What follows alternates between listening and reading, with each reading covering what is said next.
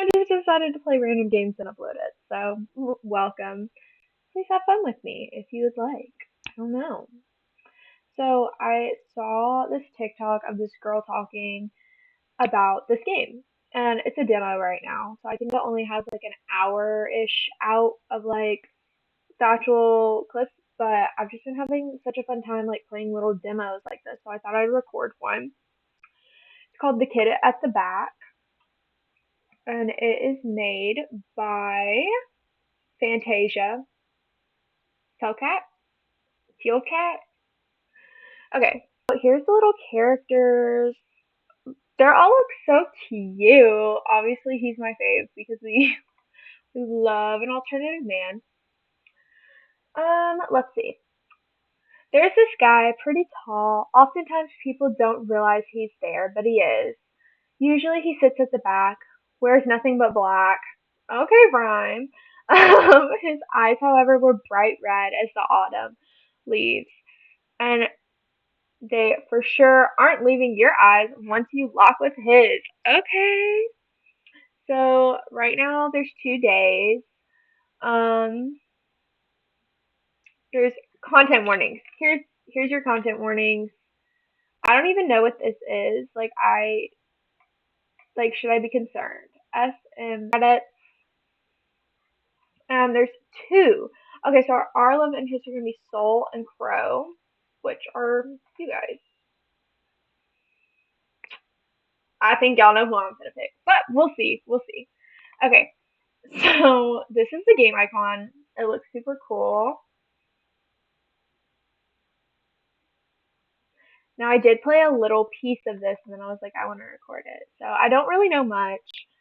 I literally just got the introduction to characters and I was like, wait, this is kind of cool. I kind of just want to play it on a video. Is it gonna open? It did open before.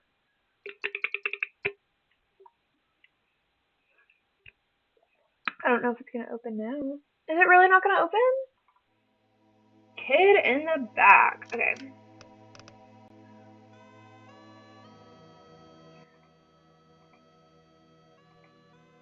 It's like really loud in my ear. Full screen. Ah, yes. Text feed. I love my text to go fast. Um, content warning. Look at this. Pause if you need. I don't care. I'm kind of just going into this blind. So let's start. Right now, it still has some bugs. Okay, so don't be hating on them. It's 18 plus. We got dark themes. We got death, murder, sexual assault, non-consensual touching. What the heck? Like what kind of touching? Like non-consensual hug or non-consensual? You know. Implied abuse, sexual themes that may be sensitive for audiences. You may see the full list of warnings here on the main menu. Yes, I would like to proceed. It was many a year ago, in the kingdom by the sea, that a maiden there lived whom you may know by the name of Annabel Lee. Don't know how that's important, but okay. Day one, beloved. I'm so excited. I'm drinking my little poppy. Professor is saying, and class dismissed. By our next meeting, I need a full report on everybody's poem that they have chosen. I will not accept one paragraph. I need 2 whole pages filled with words. Everyone got that? 2 whole pages of a poem? That's a fat poem. The classroom broke into a series of yes, professor, while some spared no time in packing their things, eager to be dismissed, and disregarding the teacher altogether. Your literature teacher packs up her own things and exits the classroom. The moment your literature teacher left, the classroom broke into small groups, and each student gathered up to meet with their respective cliques. Some engaged in conversation, while some spared no time in exiting the classroom. A yawn escaped your lips. You turned your head and observed the clouds outside. The clouds are shaded in a dark gray. The sky, once blue color, is now turning the same lighter shade of gray. The looming threat of rain made you click your tongue in irritation. Okay, I personally love the rain, but okay. Just my luck. I didn't bother to bring an umbrella either. Standing up from your seat, you were about to grab your bag when you felt a tap on your shoulder. Okay, Icon. Look at her. She's so sassy. Turning around, you came face to face with cobalt blue eyes. I'm just gonna say that's definitely purple, but hold on. I feel like this is so loud. Oh, so I'm gonna do my volumes all the way up. I cannot hear myself think. Okay. Turning around, you come face to face with cobalt blue eyes. Her blonde hair shaped like swirls with its ends dyed blue and pink, completing her entire ensemble, even if it was just a white button-up that clearly looked too small for her. Okay, girl. I see you, she said. I got curves. I want to show y'all. Hot pink jacket tied around her waist and the school's black skirt. Her hand, which you assumed was the same one that tapped your shoulder, hung in the air. She did not even seem like she wanted to talk to us. She seemed unsure whether to continue or not, judging from the way her eyebrows furrowed downward while biting her glossy lower lip. Okay, this is giving like novel, and so sometimes it's really hard for me to read out loud, so bear with me. I do want to get these buttons out really quick though. Okay, this is where we can save. Okay. History. Oh, we can see like what was just said. Let's probably fast forward. Oh, did I just click that? Yeah, okay. Don't know the difference. What is this? Oh, I guess this is like who we're leaning more towards. Can we do? Okay, we can't do anything with them. Okay, sorry guys, get a little distracted. You hear her whisper something under her breath before eventually composing herself and turning her focus solely onto you now. I love this person's art style, by the way. Like, she's freaking iconic. Hey, you're going to lunch with us, right? I mean, you should. I don't usually see you in the cafeteria often, so you must not be eating properly. How can you keep up with classes looking like that? Excuse me? That's what I'm thinking. Excuse me, ma'am? You took a step back, clenching the strap of your bag as you glare at the blonde woman before you. Who was this woman? Who does she think she is? Period. Judging from the woman's expression, she finally came to realize the words that came out of her mouth. Brittany! Of course, her name is Brittany. Of course.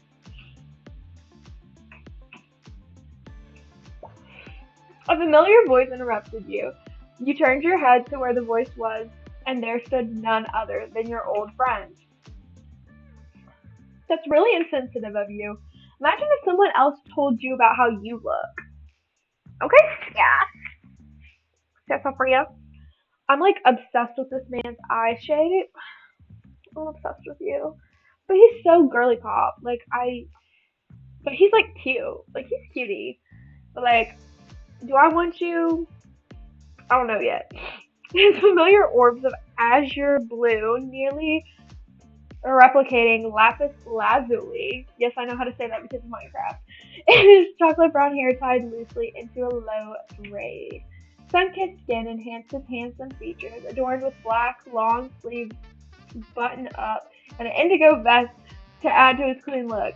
Gosh, that was hard to read. He is known as Jericho Ichiban. Crow for short. Where are you guys getting Crow from? Jericho. So then we just Crow. Okay. The class representative and a close friend of yours. Well, the only close friend you have. Okay, so we're an outcast. Crow made his way to your side with his hand on his hip. He reprimands the blonde-haired woman next to you, and then the said woman just shrugged her shoulders. Okay, sassy. She's so iconic, though. I can't even. She like reminds me of like cotton candy. You placed your hand over your beating heart. The close proximity between you two caused a blush to appear on your face. Okay, so she likes him. Our character, we like him. Apparently. I don't know if I do though. No matter how many times you get close to him or him getting near you, you'll never get used to it. His whole aura just gives you a warm feeling. The butterflies in your stomach thrashing and raging, begging to be released. Okay, girl. Okay, poem. Yeah, you may have a bit of a crush on him. The woman named Brittany just rolled her eyes, seemingly used to Crow's reprimands. Well, you're the one who insisted on the initiating talk. Oh, okay. You could have done it more nicely, you know. Like a simple invite alone. Okay, guys. Just talk like I'm not here. Crow gives you a small smile while handing out something to you. You look down to see it. It was your ID. You dropped this, by the way. Your name is... What do we want our name to be?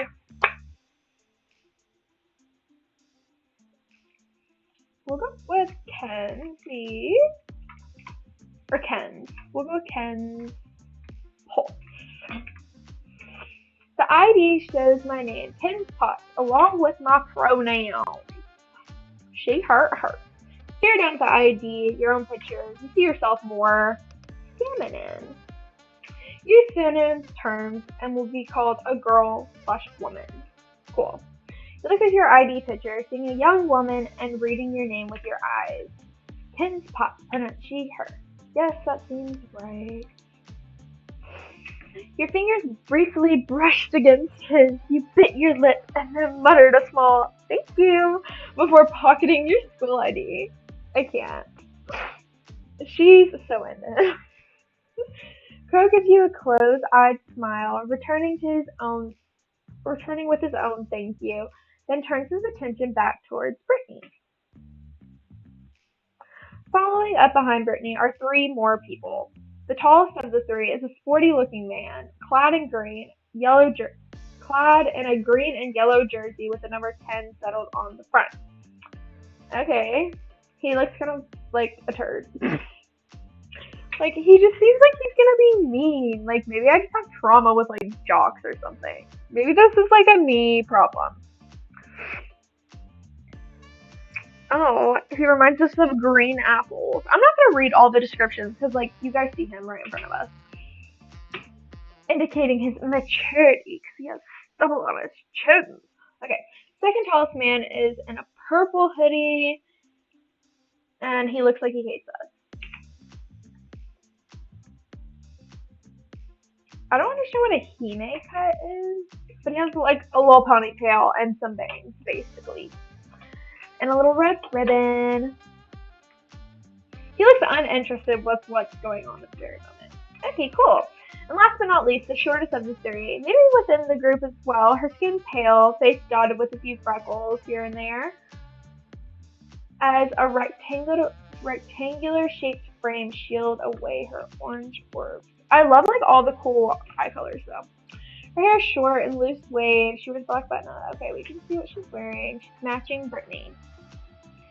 Damn, Britt, you sure are bad at socializing. Hey, Gio, seems like you have competition. The tall jock clad in yellow. Okay, lets out a laugh, causing some students to turn and look at him. Brittany's face grew red from embarrassment. Gritting her teeth, she crossed her arms while tapping her foot on the ground. This only made the jock laugh harder. Shut up, Daryl. You're causing a scene. Okay. Also, if you were me, you would have done just as badly. That is, in fact, not true. I'm a lovable guy. Oh yeah. I love like the dynamic with this friend group though. I feel like it's kind of like more diverse because I'm pretty sure this is college, so this is not giving high school. But I mean, I kind of feel like it's giving high school. I can't even lie. As the two argue, you turn your head towards the other tall male in the hoodie. Sensing your gaze, he looks down at you, his hand still in his hoodie pocket. Okay, he's not gonna say anything to us. Okay, we're not gonna say anything either. Cool. A sudden chill went down your spine. You quickly averted your gaze away from the imposing male, landing on a meek girl in orange, right beside Brittany. She hasn't spoken since she arrived with the two males, but judging from how attached to Brittany she is, you're guessing she's closer with her than the rest of the group. Okay. She kind of reminds you of yourself when you were still new to the school with no one to talk to. Not until Crow befriended you, of course. Were you as clingy to Crow back then as she is with Brittany now? Not you getting like flashback embarrassment. Sorry, they're kind of a rowdy bunch, aren't they? I hope you're not too overwhelmed. They sure are. Look, Ken, you're free. You're still free not to join us for lunch if you're uncomfy. Meeting new people's overwhelming. I agree. I hate meeting multiple new people. Like I can do great on like one-on-one, but like any more than that, I think I'm gonna freak out. I just want to let you know that I respect your feelings and that you matter. Wait, I matter? He wants me bad. You want me bad? Reassures you with a worried smile on his lips. He turned back to the group, the tall, jockeying Daryl, now bothering Geo, with an arm around his shoulder. The visible irritation on Geo's face did nothing to sway Daryl's happy-go-lucky personality. Okay, so we have our own emo in the group, I guess. He's like, I hate everybody. I'm guessing. Brittany leaves on the side of the desk, her arms crossed, striking a conversation with the bespectacled girl next to her. That's a word I didn't even know existed. What's her name? I didn't seem to catch it last time. Crow glanced at where you were pointing at. Ah, Jessie. You call her Jess for short. She's best friends with Brittany. She kind of reminds me of you back when we first met. All shy and quiet. Only that you're cuter. He's obsessed with us. He called us cute. He loves us. Crow pinches your cheek playfully and you groan, but your mock annoyance is betrayed by the small smile that formed on your lips. Okay, are we sure this is where we get to pick? Because I'm 90% sure you guys are already dating. How time flies, huh? That's right. You got yourself acquainted with Crow in your sophomore year. Before you left the city, your father emphasized the importance of having companions and establishing friendships, most especially in this college. That's a lot to get out. Olympias University, the largest university in Titan City. Okay, are we referencing AOT right now? It's known for having the best facilities and the best education, where you're guaranteed to rest and the bottom seat's top. Well, that's what the advertisement tells you. You tried getting to know people during your first year, but to no avail. Oh, we were a little loner. Nobody wanted to talk to us. No matter how much you tried to make friends, you couldn't seem to bring yourself to talk to anybody. And to your dismay, no one seemed to bother to get to befriend you. Sure, you would talk to a few classmates for projects, but nothing else beyond that. As if they're scared of you. Or more like disgusted. You can never tell. The looks you received have been mixed signals. Some bad, some out of pity. Okay, what do we look like? I just kinda wanna to know. That is until Crow came in the picture. Oh, so she has what is that? Savior syndrome or something where she's like, he saved me. I love him. He's the only man for me. Or she could just be like, I don't know anybody and he's hot. So, I mean, which valid. Among everyone, Crow was the sole person who approached you with the intention of friendship. You were wary of him at first. Why should someone want to befriend you out of nowhere? Your past experiences caused you suspicion. Girl got trauma. Me too, twin. You've had history with people who tried to earn your good graces because you were somehow beneficial to them. Okay. You thought Crow would be the same case, so you ignored him. Then he kept following you, trying to strike up a conversation with you every now and then. You tried to dismiss him, ignoring his presence as usual, but Crow was determined to break down your walls and kept insisting on tagging along until it annoyed you once. Just once. What? That it is until it happened on the last day of your first semester sophomore year. You fell victim to the school's biggest hidden flaws. If Crow wasn't there to stop them, you could not begin to imagine what would have happened to you. Oh, what happened? What's going on? You guys cannot tell me Crow doesn't look like a girl. Like, he's even got, like, the mascara, like, wings. You know, like, the eyeliner vibe, too. I feel like he's very feminine presenting, which I'm just not personally into. Thank goodness you're unharmed. You're concerned about me? How about you? You're the one who's hurt. Okay, girl. Thinking back, you thought he was crazy. And stupid. Taking blow after blow until the perpetrators got bored and left the both of you. Well, that's the whole point, right? As long as you're not hurt, this is nothing. You're crazy, you know that? He just laughed off, wincing due to the bruises on his face. Like, if they did not have his and stuff, like, during this, like, I would genuinely be like, that is my lady friend. You know? Like, I never got your name, crazy person. It's Jericho, but they just call me Crow. Sorry, I kind of skipped that. Nice to meet you, Crow. I'm Ken. So I guess the school's biggest flaw is security? Brought him to the clinic that day and became inseparable ever since. Right after that incident, Crow promised to never get into fights again and continues to keep his word on it. You really owe it to him. Okay, glow up though. You look back at Crow and he feels his head. Something on your mind again? Nothing, just happy that you're my friend. Aw, do you see his little eyes? Oh. He looked at you with raised eyebrows, probably surprised at how random your thought seemed. He didn't say anything as he let the words sink in, and his usual gentle smile appeared on his face. Crow inched closer to you, indicating that he feels the same way.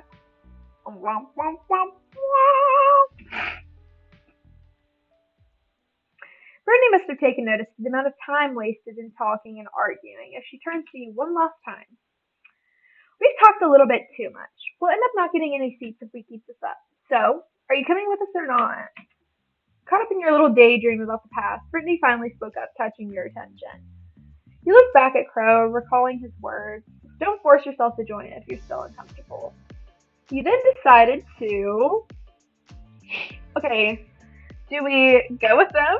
Do we go to the library? Or do we go somewhere else? Part of me is like, we should go with them. But the other part of me is like, I kind of want to see the school. Then another part of me is like, okay, then library is like her normal option.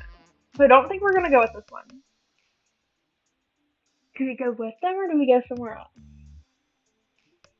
I mean, she's kind of a loner, right? So but she wanted to make friends. We'll go with them.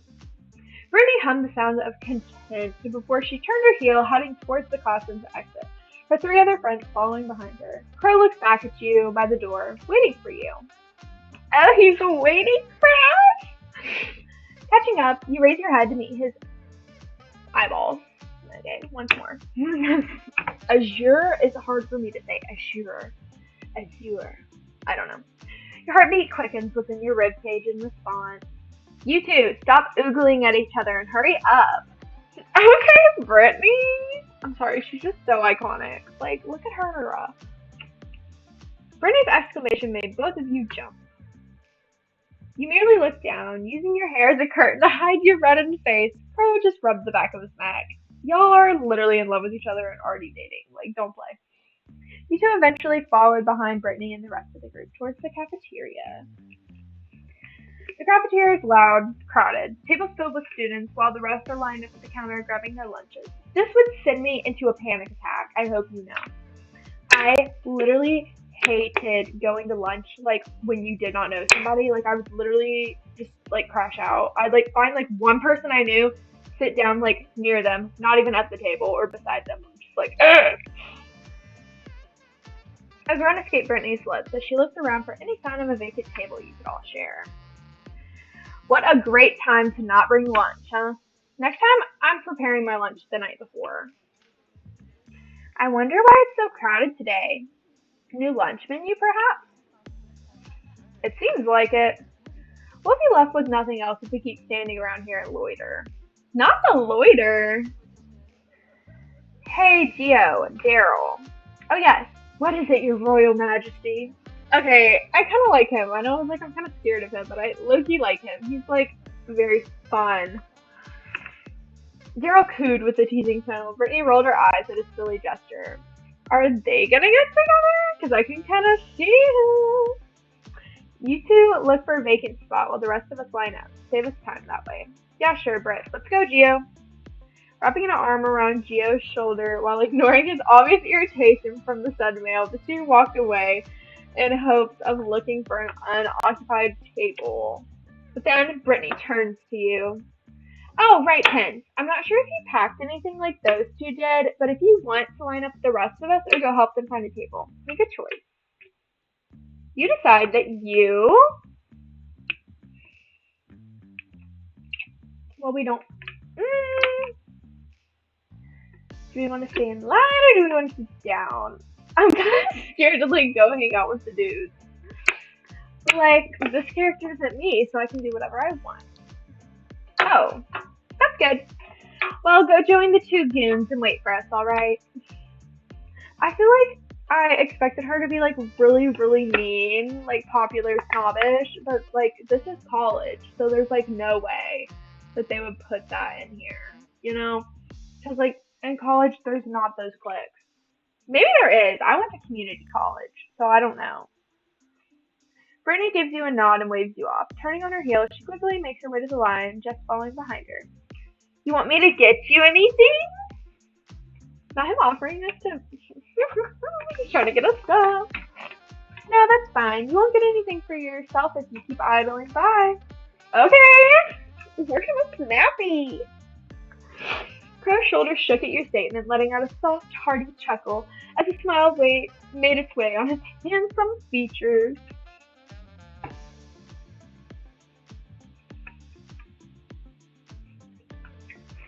I'm just saying, what if he's the killer? Because I think there's a killer, because it said people are dying. So I'm very fascinated. You turn around, giving a wave, then follows behind the two girls, hoping to make it to the line with them. As for you, you made your way to go where Geo and Daryl were. It seems that they've managed to find a vacant spot. You saw them currently seated on a round table, merely cleaning up after the group of students who previously occupied the space. Once seated, the two boys took out what seemed to be their individual packed lunches. Before Geo's very intricate bento box, the contents inside look expensive looking as its container, whereas Daryl has 3 sandwiches that he took out of the super bag. Okay, I comment he said 3 sandwiches. Your food always looks so good, Geo. I bet they taste just as good too. Mind if I take one? No. Is this a style thing? Because the only time I've ever seen these earrings has been when I was watching Demon Slayer, and there's Tanjiro with his. Someone let me know. Let me know if you see this and you decide to respond. Geo said with a flat tone, slapping the jock's hand away from his bento box. Daryl pounded, rubbing his hand before returning with his own sandwich. As he sat down across the two boys, Geo kept his eyes on you for quite a while, his gaze unwavering as he chewed his lunch. Oh, he has a little septum piercing? Okay, me too! He's very cutie pie.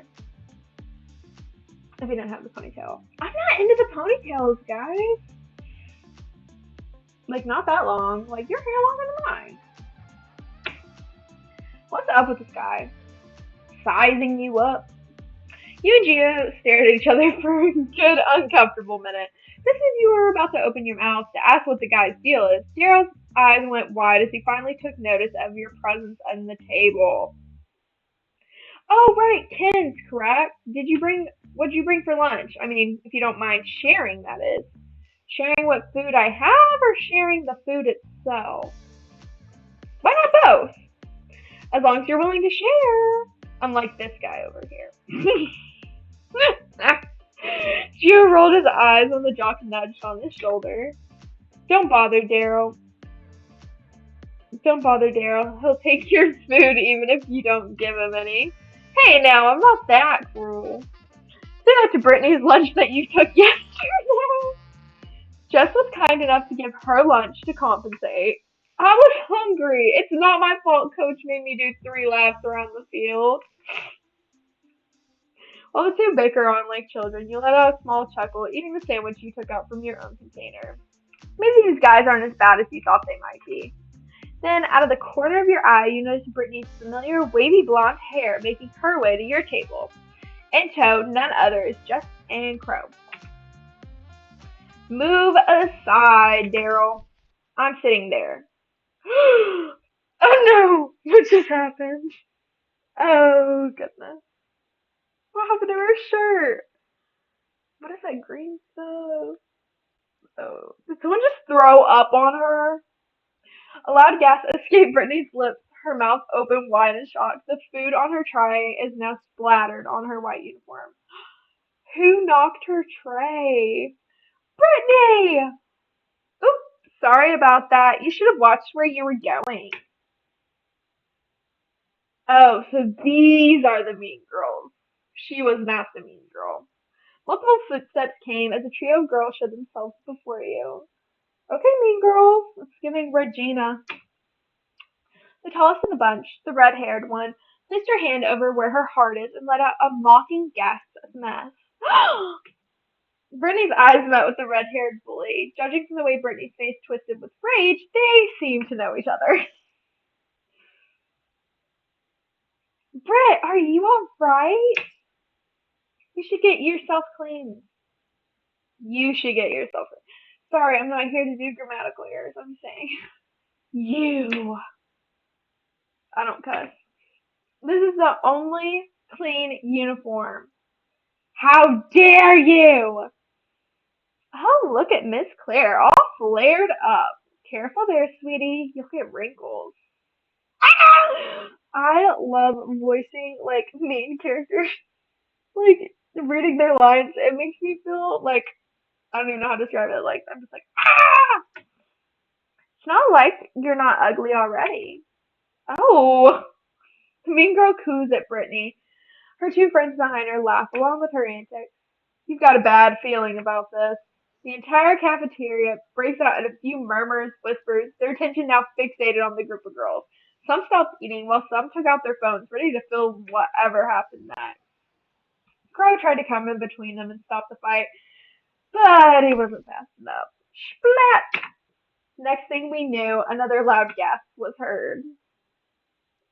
A wide smile exited on Brittany's period, as you should, Queen. The mean girl's white uniform was now smeared with varieties of wet sauces and oils matching Brittany's own dirty uniform. Jess's face filled with shock. The food from her tray was now gone. Take that, crap stain! You! Food fight!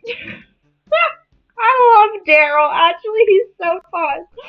The moment Daryl howled those words, the cafeteria went into a hectic frenzy. Foods and drinks started flying across the area. Each student started tossing whatever they could get their hands on. Are those trays? Tens! Everyone, stop this madness at once! A sudden wave of pain made its way to your head. The last thing you saw was Crow calling out your name before passing out. Great, we're knocked.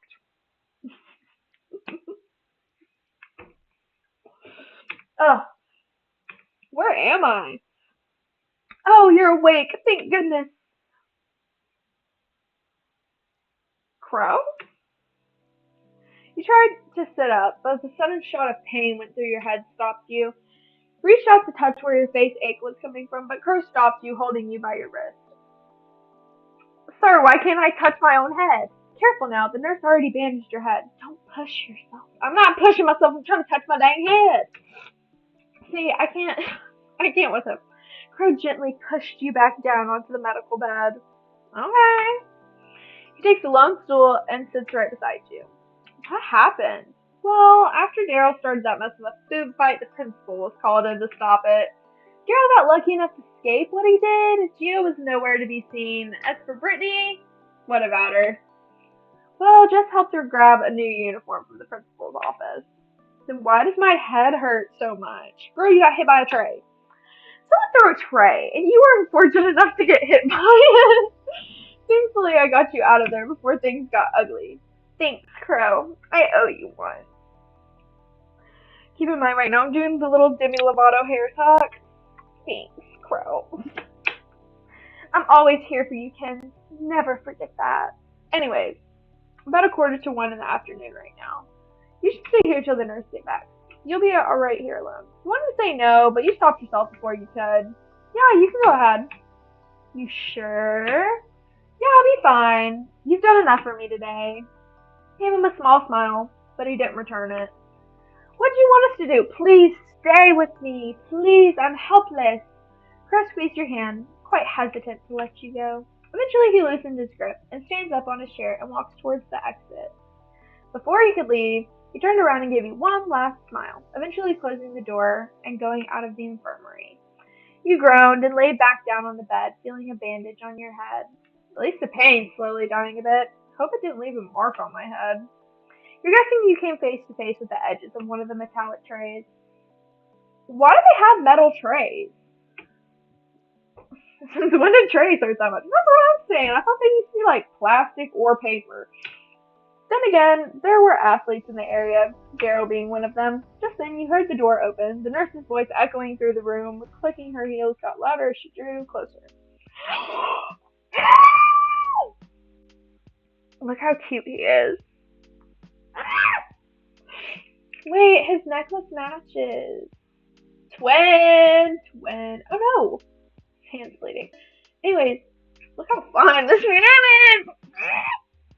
The school nurse entered. Following her was a tall student dressed in black.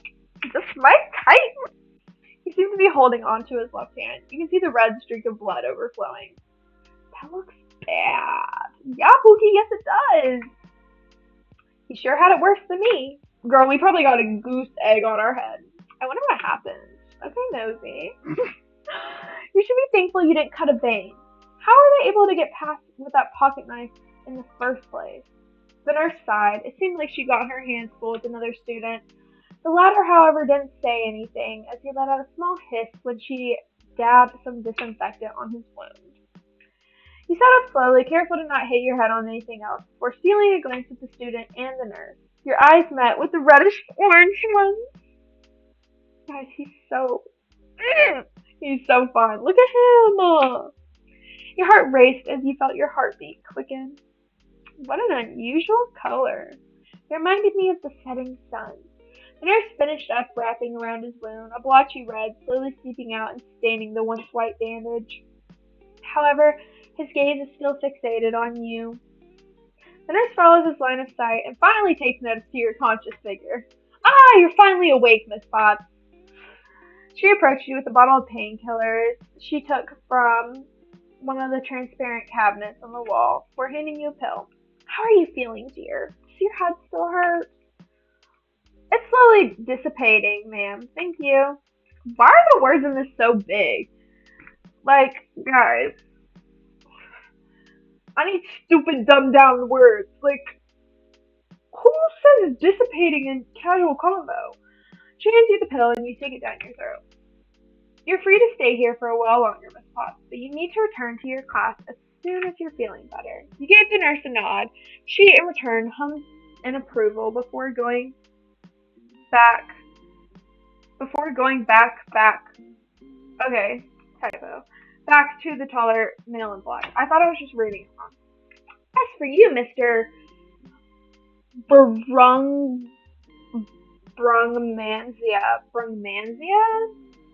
I feel like that's kind of like Russian, maybe. If your bandage gets dirty throughout the day, don't hesitate to come back here and I'll reapply with a new roll. The taller male hummed as he turned on his heel and made his way towards the exit door before pausing. I'll return to my class now. Thanks for patching me up, nurse. Tall student gives you one last look with his fiery red eyes before making his exit with a click of the door.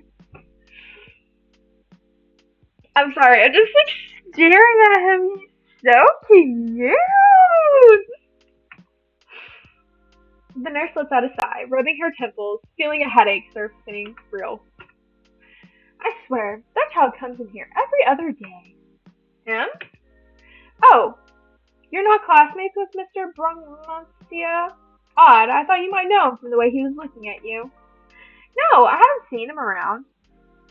More like you never who bothered to look who was around you since no one would even bother a spare glance at you. These sentences are long and hard to read. Well, either way, don't get in much trouble like him, alright? That raises a question in your head.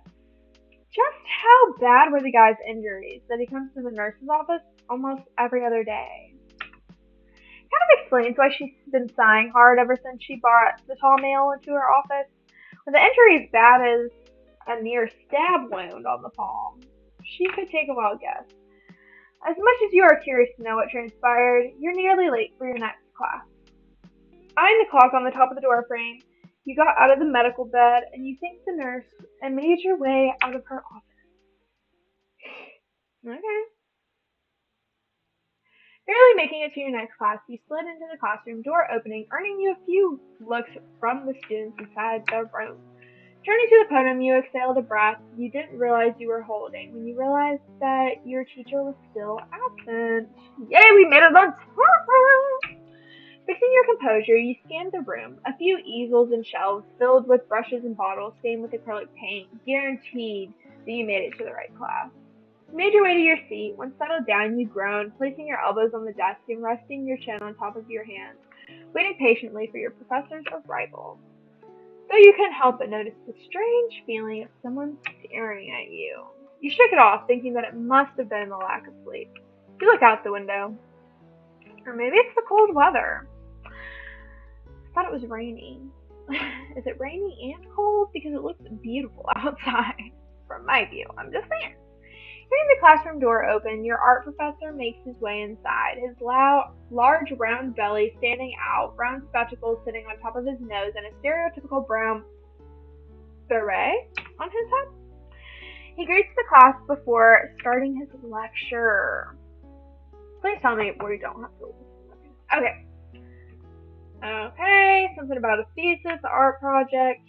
Remember, this is all part of your paper, not to mention making a name for yourself, of course. Hoo hoo hoo. Ho ho ho. Like, what is that? More like taking the credit of a student's work and using it to advertise your crappy school. Oh, so we got sass. You scoffed at the thought. Hope you all got partners already by this time. For this term, I'm tasking you all to create 3 works based on the exhibit's theme. This is where you want to throw your desk out the window. Me too. I hated partner work at school. I'm like, why are you doing this to me? I don't like talking to people that I don't know. But I was also just very antisocial. So, how could you forget? You weren't present during the previous meeting, and you absolutely knew no one in this specific class. Great. Why were you taking art again? Oh, right. Your father was an artist, as he was a farmer. It was all for him. Maybe you can make a name for yourself with your work if ever your life as a gardener wouldn't turn out the way it should. Oh, so we're going to be a gardener. All part of plan B. And if that fails, I've got a plan C. And D. I've yet to make up the rest. Or I guess I'll die. This is so me when I was making plans in school. I was like, what do I want to do? I'm like, I'll do this or I'm just going to like...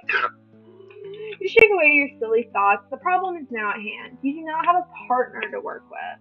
Now, I want all of you to go to your chosen partner for this project so I can start explaining your task.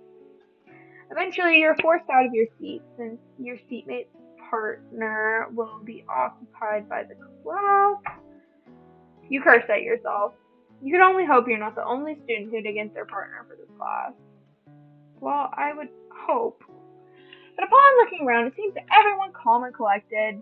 You were the only one panicking here. Unlike the rest of the class scurrying around to meet their partner, you were the only fool standing still. Note, the only one standing because of the corner of the classroom. There's a single student not bothering to stand up from their seat. Their seatmate has left to pair with somebody else, leaving a vacant spot. It's the guy from the clinic. It's our soulmate. I never knew he was in the same class as me. Is he not going to bother with his partner? Unless... Hey there! He looks up from his desk and looks at your approaching form before you're eventually standing next to him.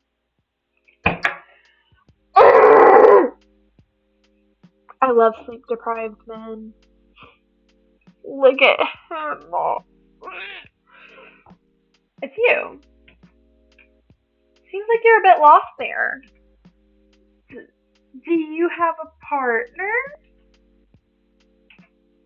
No. Well, just your luck then. Me neither. So, you want to be partners? Sure. Why not? I wonder what happened to his hand. He took the vacant seat beside him, his book now tucked away on his desk. And on his desk is now a pen and a piece of paper, seemingly ready to take notes.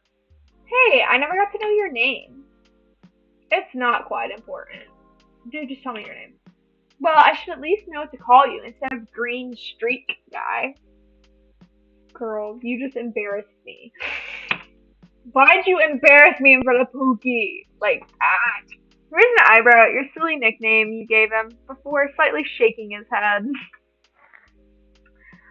Sullivan Bergmansia? Sullivan Bergmansia. Okay, I feel like that's definitely a Russian name. I can be wrong though. But just call me Sol. Thank you. Okay, Sol. See, his nickname, it makes sense. See? Yeah. Sol. Sol means sun or brightness, right? Your name contradicts your whole glam. I'm not gonna lie. What do we say this? Your name contradicts with your whole glam. I'm not gonna lie. It really does. Your name means the exact opposite of what you're wearing. I've got to be honest. Not that you don't dress well. I mean, you look good. A pinch of... He's blushing because of us. A pinch of red makes its way to his face. I love a man that yearns, a man that earns. Yes, a man that yearns is a man that earns, and a man that gets nervous is just mine. It's just mine. Yeah, thank you. He bit his lower lip and readjusted his collar. I don't know how I feel about the like dog collar, but other than that, this man is like beautiful. I should just shut up. He averts his gaze, biting his inner cheek. Thanks. You look good too. I should introduce myself before this gets any more awkward. Awkward, girl. He said that we're cute. Well, I'm Ken Potts. Nice to finally know your name, Sol. Sol nods with a smile forming on his lips and then returns his attention back to the professor. Oh, this man's fine. I'm sorry, y'all are gonna be seeing me because look at him. Oh, look at him. He's beautiful. 3 artworks to showcase. No, it has to be some form of expressionism. Mediums will be strictly traditional. The professor then proceeds to give other pointers for your project before leaving you in the rest of the class for the day. Everyone in the classroom proceeds to talk to their partners, already brainstorming ideas what they're going to showcase, hopefully to get a high grade. Okay. He turned to Sol as he took out his own charcoal pencil and his sketch pad for class. You got any plans for our first display? And he's an artist! Expressionism is about conveying one's feelings, right? The easiest for now is a portrait. Let's use your face as an example. My face? He lets out a low chuckle. Look at his little sweet smile. And he looks so sleepy. So cute. There, you're making a cute expression right now that can be considered expressionalism. Did he just say the word cute? He's he's like in love with us, and it's okay because we're in love with him. We're gonna get married, duh. Huh? Yeah. Oh, but I have this bandage on my face. Wouldn't that hinder the process? You're called events that happen back at the cafeteria. I can simply ignore it. Or make something better out of it. Trust the process. Okay, draw me, drawing boy! Draw me, little artist man! He seems like he already has an idea on what to do. And judging from the half-filled sketchbook of his, he's quite familiar with the concept of art. Me, however... Okay, I personally draw a lot, so I'm gonna say I'm also pretty good. Oh, then surprise me. Sorry I can't draw you back because of this dang injury. No, don't worry about it. You're excused, and I don't want to stress your hand over this. He took out your sketch pad and your pencil and worked with his portrait with determination, his eyes never leaving your face. I could not do that. That would make me so nervous. I mean, like, stop looking at me.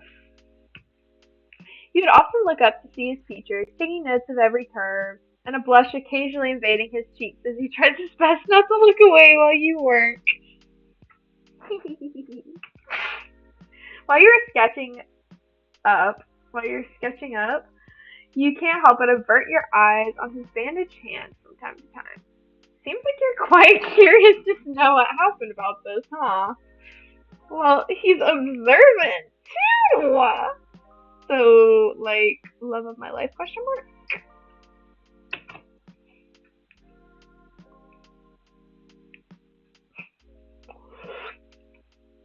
You weren't slick with it either. You froze when he caught you red-handed, just like the red seeping out of his hand. You stopped drawing. Sorry, that was rude of me. It's fine. It's just the usual for me. Oh. Oh my gosh, I just spilled water all over myself because I'm not paying attention. It's fine. This is just the usual for me. I've gotten worse injuries than this. Pookie, why? He raised a brow at that. Not the worst? You don't mind me asking what happened? He paused, averted his eyes, but opened up to speak. Nothing much. I was minding my own business and got assaulted. Why do I feel like that's so unhinged? He could have said, like, stabbed. He was like, I got assaulted. I shouldn't be laughing at that. I don't know why I am. Like, okay, what?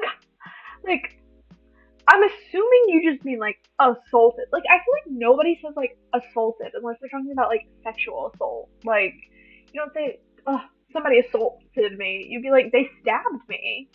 I had to defend myself. But he talks as if it was just a normal Monday for him. Your eyes furrowed, and he noticed, and just chuckled. That sleepy smile is so cute. I can't. No need to worry about me. All that matters is that I'm still here. You didn't say anything, however. Continuing on your drawing with your movements slow, now refusing to look at his injured hand. The school was way more messed up than I thought it would be. Okay, like, do you guys have gangs or something here? Like, why are people just stabbing each other? Okay, school bell went off. You made some more lines on your portrait before giving up and closed your notebook. Proceeded, put it in your backpack, whatever. Earning a confused look from our partner. Not even gonna show me what you made? It's not done yet. That never bothered me. Can I see it? Wait. How about a small deal? I'll show it to you once I'm done with the portrait, and you still need to draw one of me once your injury gets better. Sounds like a plan. You say with a wide grin on your face, trying your best to convince the male. He stares at your face for a short moment before eventually leaning back on his chair, arms crossed, and nods along with your deal. Packing your things, you and Soul continue out of the hallway. Do you have a phone? We should exchange numbers and update each other so that we can do the next 2 more tasks. Soul takes out his phone and asks for your number! I'm like, Get my number, Pookie. Text me anytime. He recited out as he inputted it on his phone. Let me try to send a message. You nodded and looked at your phone screen and saw a notification from an unknown number. This must be Souls. No crap, Sherlock. Sup. You type so differently from how you look. From the corner of your eye, you see Soul's eyebrow raised at your text. Why are you guys texting when you're right next to each other? What's that supposed to mean? Nothing. You chuckled. He rolled his eyes. Your stare lingers at Soul's face and smile embedded on his handsome features. I know. While he looks at the block text from his phone. You bite the bottom of your lip as you recall the events that happened today. Mostly meeting new people, first formally meeting Chris' friend group, and now meeting Soul. Back then, you struggled to find friends in college, and you were convinced that you would graduate without making a single connection, which would undoubtedly disappoint your father, and you were ready for it. You thought to yourself, these are odd people, eccentric at most. All misunderstood people, all human, all the same. A sudden wave of determination washed over you. With a hand on your chest, you stared into Soul's orb, making him tilt his head slightly. Soul, I want to be friends with you. Girly Pop, y'all are like already friends. I have sensed that people tend to misunderstand you and your overall personality. Okay, we just met him. Soul is quiet, but his gaze remains with you, with lingering curiosity. He's so cute. He looks like he's about to cry. But let me be different. I want to know you. I want to understand you. Okay, guys. If you let me. He blinked once, then twice, then a chuckle. Puts a large hand on top of your head and ruffles your hair.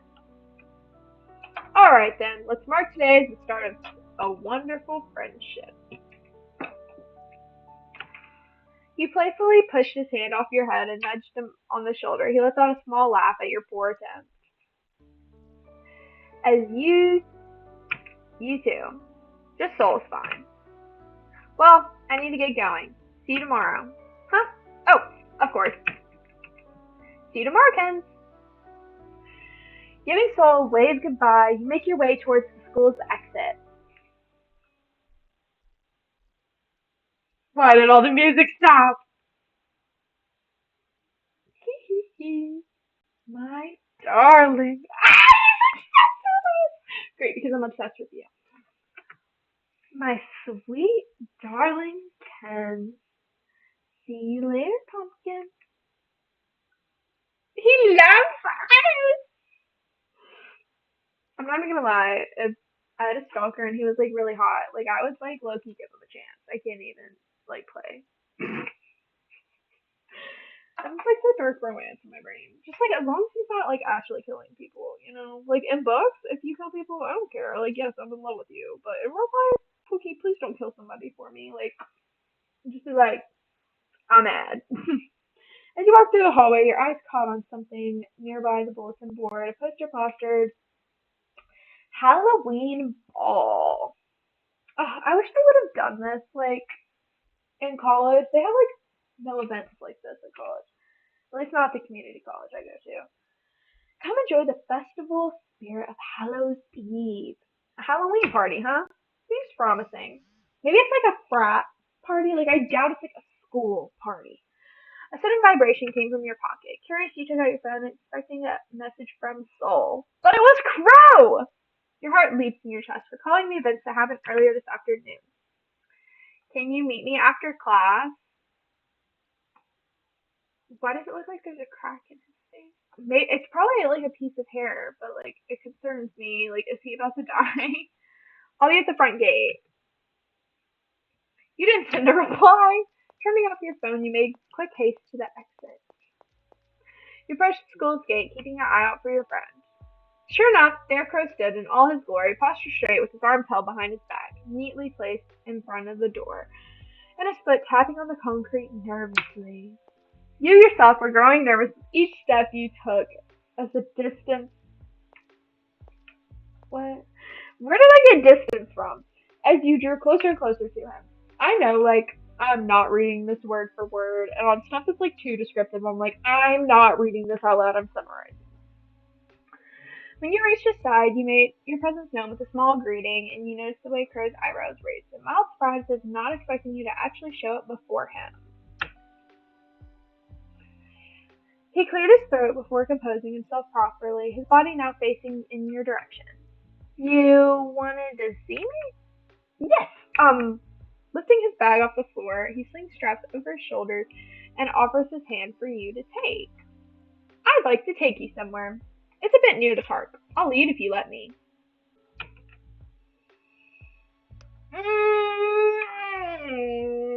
You're about to get murdered, Pookie. You don't need to be doing this. We'll take his arm instead of his hand. You didn't take his outstretched hand, but rather boldly wrapped your arm around his, earning a look of surprise. Oh, was this worse? Was this worse? Oh, I'm definitely like playing the stand right now on accident. He didn't question you on the matter, but a wide smile made its way to his features and a slight blush dusted his cheeks. He holds onto your arm tight and leads both of you away from the school grounds. By the time you and Crow made it to the park, it was already sundown, and the stars slowly started painting the sky. Is this place where you were trying to take me? Not quite. Come here. Oh my gosh, she's gonna murder us. Okay, we're going through like a foresty passage that's literally run down. Great, he's gonna kill us. Looking up, it leads somewhere. Make your way up in some beautiful fall leaves and avoid puddles. We're here. Come on. Let's go. Where did I get let's go from? We're here. Come, it's a sight to behold. Taking one last step, you see Crow admiring whatever was beyond him, his smile bright as his eyes twinkle like the stars above. Your eyes went wide at awe, seeing the scenery before you, replicating the one Crow has on his face. Not once did you take into consideration the idea of sightseeing within your own city. That's so pretty. I love places with like water, like lakes, oceans. Like that's what I'm imagining. It's pretty. Everything felt unfamiliar, intimidating even. You can blame yourself for feeling so stressed about the idea of traveling, especially since you had no one else in the city to guide you. But gazing at the sea of light that stretched out before you made you realize how much you've been missing of what the city has to offer. Offer. I can't speak sometimes. It's really hard for me. I'm trying. Holy crap, how long have we been on this? Oh, let's check our meter. Oh! Right now we're leaning more towards him because I accidentally did the grabbing. Oh! And he's mad. He's mad. Look at his face! So, why do you like him? Oh crap. So, I want you, I promise. 0 to 3? What could I have done? I'm so confused. What did I click that wasn't like flirty enough?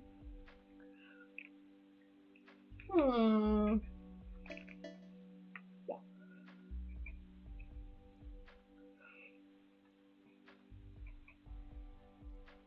Alright, she's just looking.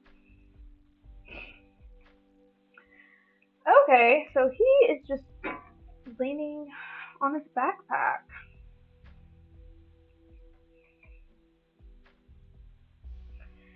His gaze on the starry sky shifts to you as you sit down beside him with a hopeful smile on his face. Judging from your face, all the lighting, you like this place, huh? Care to join me? Accepting the invitation, you have a nod. You stretch a bit before laying on your back, fingers barely touching. You look at the night sky, stars twinkle, rain from this morning never happened. How did you manage to find this place? You tilt your head back and look at him, and he gives you a closed-eyed chuckle before his eyes twinkling gaze met yours. I take it that you've never heard of Lily's Myth, have you, Kinsey? Lily's Myth. Crow pointed up at the old tree that stood above you, then returned his gaze to the stars. They said that this tree that the humans came in contact with was blessed by the gods that guard this land. This very same tree here used to bear multiple fruits. They said that they would never rot and are free for anyone to take. Or so what the popular interpretation says, anyway. There are versions of the myth. Crow shrugs his shoulders. Moving his gaze to the sky, back to the tree, he stares at it as if trying to decipher something just by the mere look of it.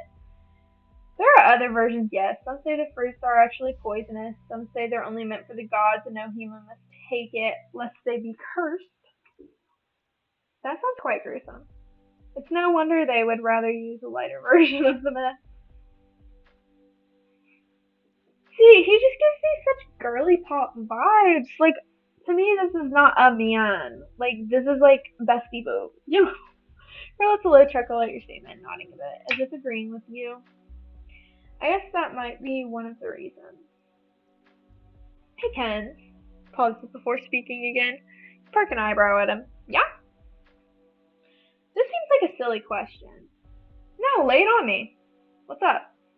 Do you believe in God? The question caught you by surprise.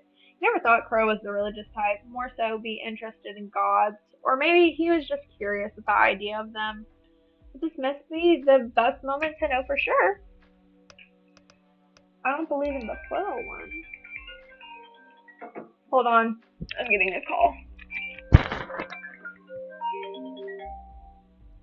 Hello? Yes, this is she. Okay. Yeah, I was wanting to schedule an appointment. Just like a normal yearly checkup. Into March? Yeah, that should be fine. Okay, are you having problems? No. Okay, so you won't be 21 until April 12th. So to be able to get a pap smear and everything would have to be after that date. Is that okay? Yeah, we can do in March. Wait, April. That would have to be after your 21st birthday. Okay, yeah, that's fine. Okay. You want to do April 14th at 10 o'clock? That should be okay. I might have to call to reschedule just because I don't know what my work schedule will be like. That's okay. Alright, I'll have you doing, okay? Okay, thank you so much. You're welcome. Bye. Bye. Why the heck does it take so long to get a fucking pap smear, dude? What's up? Booking out until March is crazy.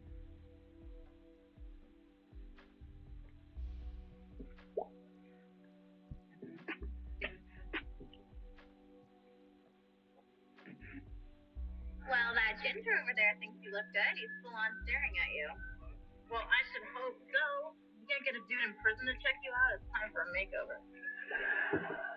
No, he's looking and nodding like he knows you.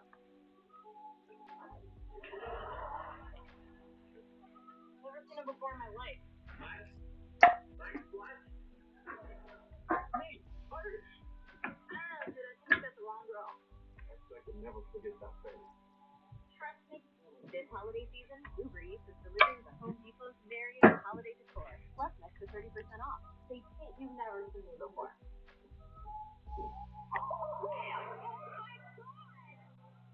That's you!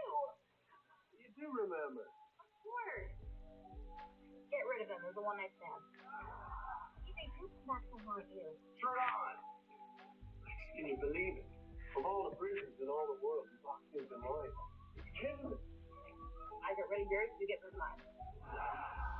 Listen, Iris, it was a one-time thing. Hey, what are you up to? Nothing.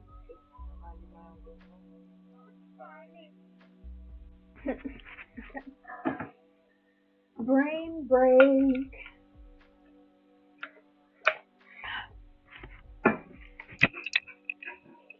Okay, we're back. I do. They are the very beings that blessed our lands and soil. Back in my hometown, we would worship a goddess in church and pray for a good harvest. You recall your visits to the village temple with your father being regular. the church. Every time you drop by to worship, you and your father would offer the healthiest crops on your patron. You haven't gone to church in a while, probably because the city doesn't have a church for your patron deity. Your goddess had more followers than your village all the way in the south. Crow gives you a nod of understanding. How about you? Do you believe in the gods? He scans your face, your eyes, your nose, and then your lips. His lingering gaze made you shrink back, your heart fluttering slightly. Crow seems to realize something to himself and returns his attention as he starts singing. Sighing. Not singing. I was like, why is he singing? I don't. This surprises you, and Crow laugh at your visible shock and confusion. What? If I had to be honest, no. I don't know what he said. Why so? You kind of dress like a priest. He looks kind of mad at that, I'm not gonna lie. His eyes grew wide as he broke out into one of the loudest laughs you've ever heard from him. He laughed so hard that he had to clench his stomach and wipe a tear that stained the corner of his eyes. He was still chuckling when he unbuttoned the first two studs of his black collar, revealing more collarbone to you. Why are you trying to have smexy time with me right now? Quickly avert your eyes, finding the train's leaves very interesting at this moment. How's that? For crap's sake! It feels like I'm seeing a Victorian woman's ankles for the first time. Wait, I'm cracking up. Crow grins at your reaction. It took the both of you a few more seconds of going back and forth, a little teasing, and you're reprimanding him before things finally calm down. Goodness, why are you trying to bang me right now? The next few moments you spent were pointing at stars and teaching you the constellations in a gentle whisper-like voice. You both fell silent, basking in the peace of the night. I really want to do this though, just look at the stars. I feel like it'd be so satisfying. As the silence prolonged, Crow fell into a deep thought. About today, Ken. We're moving on to this conversation next time. I've got to be honest. Daryl put me on this little hangout while I was feeling down in the dumps. I think I do have to thank him for forcing me and actually gave me the courage to talk to you after class. He lets out a breath he didn't know he was holding, refusing to meet your eyes. Oh my gosh, are we getting a confession? I don't know if I upsetted you by suddenly dragging you into this group. I probably should have told you about them long ago, huh? I'm sorry, Ken. You bit your lip. You suspected that you might have upset Crow by making him think that you didn't like the group's presence at all. And that he's forcing you to bend his will? What? Bend to his will, I guess? One thing to know about Crow is that he's never the type to demand control, to be a king, to be a tyrant. You didn't do anything wrong, Crow. In fact, I should be the one to apologize. You speak without thinking. Crow turns his head to look at you, his gaze swirling in confusion at your apology. I'm sorry for making you feel bad. I didn't mean to be upset. You swallowed a lump in your throat, trying your best to hold the tears they were threatening to spill. I just thought that you'd forget about me after. They're amazing people. Guys, why are we crying? Brittany's pretty, Daryl's a fun guy, Gio's cool, and Jess is loyal. They're a great group. And most importantly, you're amazing, Crow. You're all amazing, but not me. Okay, self-deprecation. I'm just not sure if I could ever be a part of the group. You were always hidden in the shadows, no matter how much you tried to fit in. You were never to be considered. People treated you like you were someone to toss away, someone to use. Girl, the deprecation. You are worth nothing but an extra. That's what she always tells you. You can't hold it back anymore. Who tells me? Who tells me that I'm nothing but an extra? No, I'm not. Guys, I'm the main character. Literally. Quite literally. A sob escapes your lips, your vision slowly blurring as you feel the wet droplets of tears finally slide down your cheek on your eyes. For a moment, you saw panic in Crow's expression, seemingly not expecting for you to burst into tears. Yeah, well, me either. Why are we crying? He reaches out to hold your hand. And suddenly, you feel a pair of arms circling you as he pulls you closer to him, letting you sob on his shoulder. Oh gosh. Okay, 2-0. Once you calm down, Crow rests his hand on your back, not letting you out of his embrace. You're amazing, Ken. I'm sorry I never tell you that, no matter how many times I've thought it. I just can't seem to find the words. But you're amazing in your own way. You may not know it, but you're beautiful, funny, and quite a phenomenon. Okay, flattery. You feel the vibrations coming from his chest, from the chuckle he emits. Heck, you're the funniest person I know. All I'm saying, Ken, is that you're amazing. You have no idea how much tears you've shed tonight. Sometimes you think it's silly and childish to cry over what was probably a trivial matter to some, but the urge to sob returned after hearing those words from him. I feel like I can, like, semi-relate. I'm just really bad at, like, the sappy, cute stuff. I'm just like, ah! It makes me uncomfy. But, I mean, I totally get that. You want me to call you the amazing Spider-Man just to prove that you're amazing? Quit. Making me giggle, you bit your lip as you wiped your tear-stained cheeks. With whatever strength you could muster, you slowly pulled away and lifted yourself up. You sit up, hovering over Crow. Why are we hovering over him? And then you see the very same man that made you cry by literally doing nothing. Yeah. His braid came loose. You didn't know when, but his hair pulled around his head. Crow stares up with you with serene eyes, remaining silent, and just a smile plastered on his face. There's nothing but the moon illuminating his tender features, yet your vision, he seemed to glow. He's absolutely beautiful. He's very pretty.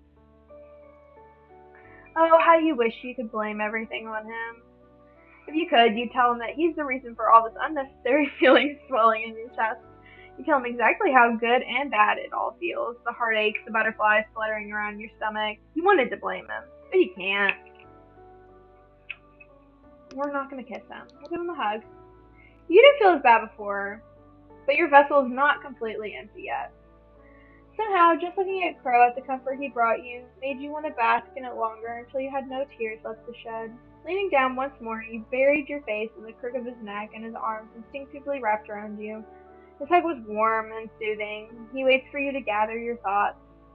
You rubbed circles in your back as a way of telling you that he was there.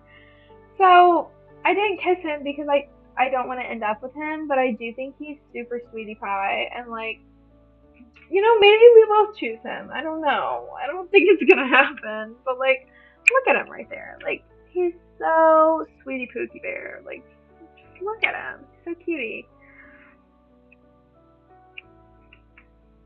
He didn't say a word, understanding that you need silence more than anything right now. You couldn't thank him enough for always knowing what you needed. You have no idea exactly how long you remained in the embrace while lying down on the grass, but you feel a lot better that you are ready to get back up on your feet. You pull away, meeting Crow's eyes and that seem to ask after your well-being. Fixing his collar, he turns to you. Are you good to go? You could read the look just from his gaze. You nod slightly, and it's only then that Crow completely releases you from his embrace, helping you sit up before he dusts off the grass that snuck into his shirt. I feel like with how much writing there is in this could be a book. Just because it's very detailed. And it's kind of hard for me to read out loud because I don't read out loud. But it's good. I like her. He gives you a once-over and gently swats away the leaves in your hair and on your clothes. You blink at him and he only smiles at you. You get up and Crow retrieves his bag, almost forgotten by the tree.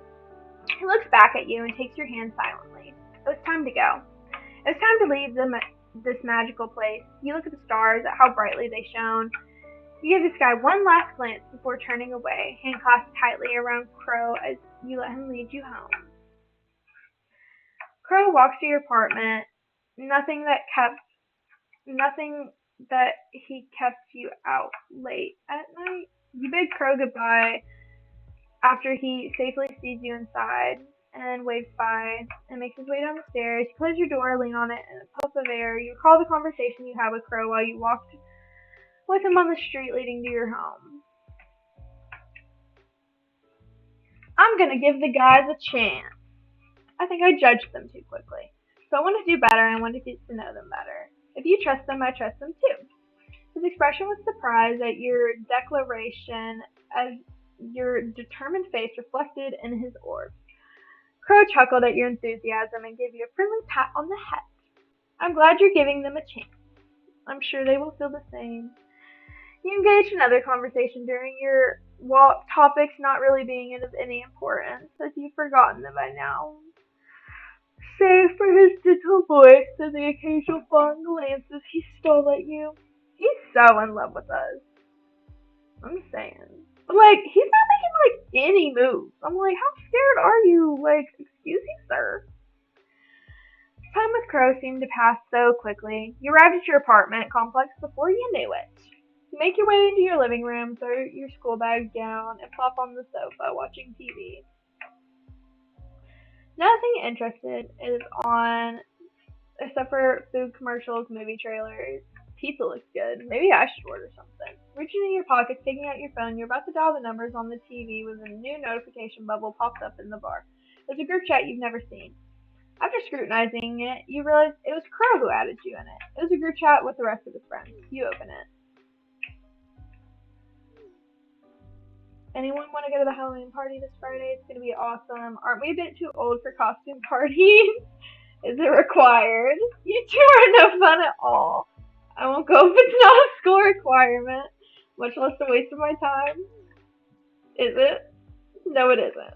But it'll be a great fun experience for all of us. I mean, we should loosen up a bit, you know. I agree with Crow. Count me in. Pass. Got more important things to do than party. I'm gonna go do my tasks for the night. Sheesh, just stick in the mud as usual. How about you, Ken? Me? You join in? It'll be fun. You're surprised. Checked your calendar. You didn't have any plans. I mean, sure. That's great to hear. Crow seems happy about it. You giggled. This is also a reminder of something. Or rather, someone. Opening another chat, you tap Soul's newly added contact and send him a message by sending him the same poster Daryl sent. A Halloween party hosted by the school? Yeah. I'm not quite into parties. Oh. Well, just asking. Well, that's alright. I was just asking, that's all. Wait. If you're coming, then I'm coming as well. Good! Really? Really. Do you plan on dressing up? I don't know. Are you? I mean, it's a costume party, so why not? I'll try to think of something then. You swear you can feel the smile behind those words. With a quick word goodbye, you set your phone down and you heard a doorbell. That must be food delivery. When did we order pizza? Afterwards, you ate your dinner, you went to bed, you thought about today, meeting the group, meeting Soul, and your hangout. Each moment was special. Letting a big yawn, you stretched your body. You turned to your laundry, slowly piling up, and scratch your head. I'll do laundry tomorrow. But for now. And we went to sleep. Is he going to be in our room? And this maiden, she lived with no other thought than to love and be loved by me. Oh, is this Crow, Soul's like poem or something? The one who loved. I was a child, she was a child, in the kingdom by the sea. Day 2, the kingdom. The sun setting, the horizon colors a grassy field in deep golden orange, as the wind made some strands of hair brush into your face. Your ever-beloved home, tall grass, fresh air, farm animals. You can't even imagine what's happening before a group of people came in and talked to your dad. Your only family member left. You see the distress in your dad's eyes as he tries his best to negotiate with the people before him. Desperation in his voice, sweat dripping down his neck as he moves his hand, gesturing this and that. Please, just give me more time. I promise I can pay up. This is all we have left. I don't know where else to go if we lose this farmland. We've given you enough chances already, Mr. Potts. If you don't pay your debt, we'll take your land. Oh.